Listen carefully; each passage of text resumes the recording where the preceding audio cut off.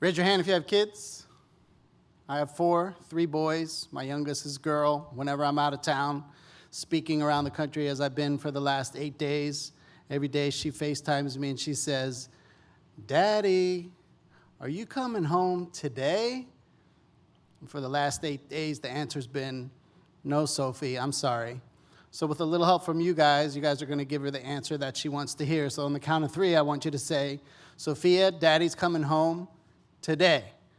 1, 2, 3. Sophia, Daddy's coming home today. Awesome. Thank you. When I was a kid, my grandparents took me out to lunch. They're from Brooklyn, minutes from here at NASDAQ. Now, being from Brooklyn, sometimes the conversations had a bunch of 3 and 4 and 6-letter words that make a movie R-rated.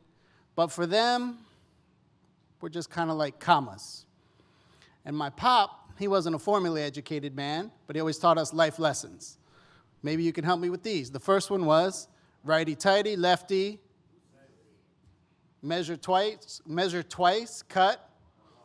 And if you can't make it make common sense, you guys probably don't know this one, it can't be true. Matter of fact, being from Brooklyn, the first time I spoke at Harvard, he said, I was expecting a couple attaboys, pat on the back. He said, I guess the standards up there are getting a little bit lower. They'll let anybody in there now. At that lunch, the first thing my grandmother did is she put out 13 pills. And I'm like, "Bub, what are all the pills for?"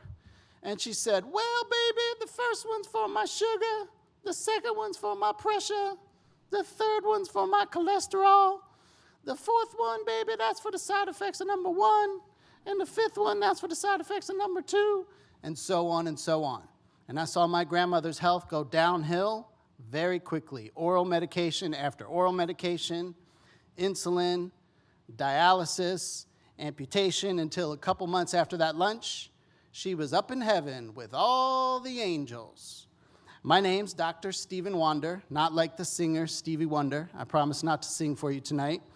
I'm the international best-selling author of 6 books. My latest 3 are It's Not You, It's Your Thyroid, Finding a Wandering Mind, Help for the Alzheimer's Patients and Their Family, and the last one, in honor of my grandmother, Reverse Your Diabetes, Change Your Life.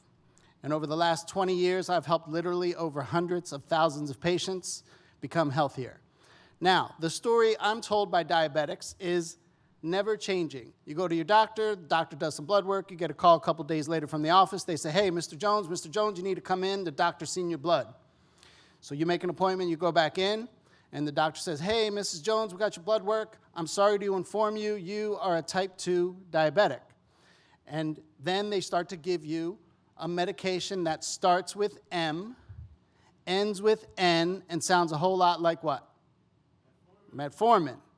And then you get these wonderful words of advice from your doctor. Change your diet, lose weight, exercise. Change your diet, lose weight, exercise. Change your diet, lose weight, exercise. With no mention of what possibly might you need to change your diet to, what type of exercise you would need to do, and how much weight do I have to lose. And typically, the person telling you that needs to lose 25 pounds themselves. And then you go down the line in the pill for an ill model is what I call it. So you start with the metformin, then your blood sugar starts to rise, your A1C starts to rise, and then you start with the G drugs, Glipizide, Glipizide, Actos, Januvia, Farxiga, Jardiance, Invokana. And then basically your doctor eventually says, "Listen, you didn't listen to my advice," waves his finger at you and says, "I'm going to have to put you on insulin." And that treatment is treating the smoke and not treating the fire. Where there's smoke, there's fire, and that's treating the smoke and not the fire. That model of care, the pill for an ill model, has made diabetes go from the 7th leading cause of death, now is the 3rd leading cause of death, and leads you to complications that it's not a question of if you will get them, but when. Heart attack, stroke, kidney failure, liver failure, amputation, and blindness.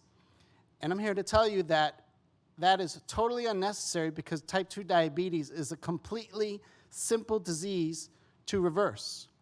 It's not easy, but it's simple. But if we can properly test why you can't regulate your blood sugar, and I can assure you it's not the same for all of you, then we can build a customized plan from the ground up specifically for you.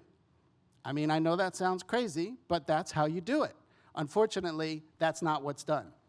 So type 2 diabetes is preventable, treatable, and reversible. And when we pick the right patient for our program, we have rarely seen a patient fail.